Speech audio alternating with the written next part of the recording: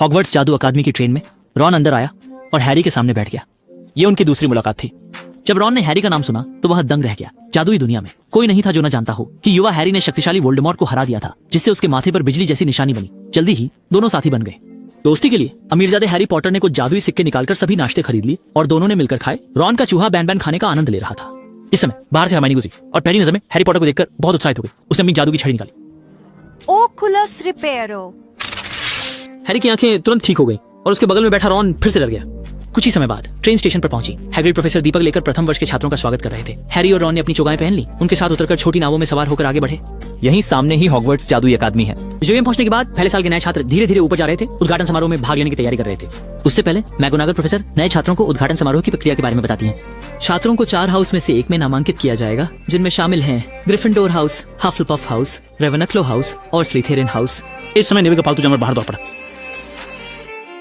Tone बगल में खड़ा होकर चुपके से हंस रहा था। मैगोनागल प्रोफेसर ने नियमों की जानकारी दी और चले गए। माल्फॉय फोन सबर नहीं कर पाया। उसने अपना परिचय देना शुरू किया और हैरी को शक्तिशाली स्लाइथेरिन अकादमी में शामिल होने के लिए आमंत्रित किया।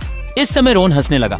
माल्फॉय गुस्से में भरकर जवाब देता है, जिससे वह एकदम बौखला जाता है। फिर उसने दोस्ताना निमंत्रण दिया, लेकिन हैरी ने तुरंत इनकार कर दिया। उद्घाटन समारोह तुरंत शुरू होने वाला है। नए छात्र धीरे धीरे अंदर आ रहे हैं। छत पर आकाश का जादू किया गया है और सामने एक जादुई टोपी है, जिसे विभाजन टोपी कहते हैं। यह नए छात्रों को निर्धारित अकादमी में विभाजित करेगी। पहली मंच पर आने वाली छात्रा है हरमाइनी। एक सोच विचार के बाद हरमाइनी को ग्रिफिंडर में भेजा गया।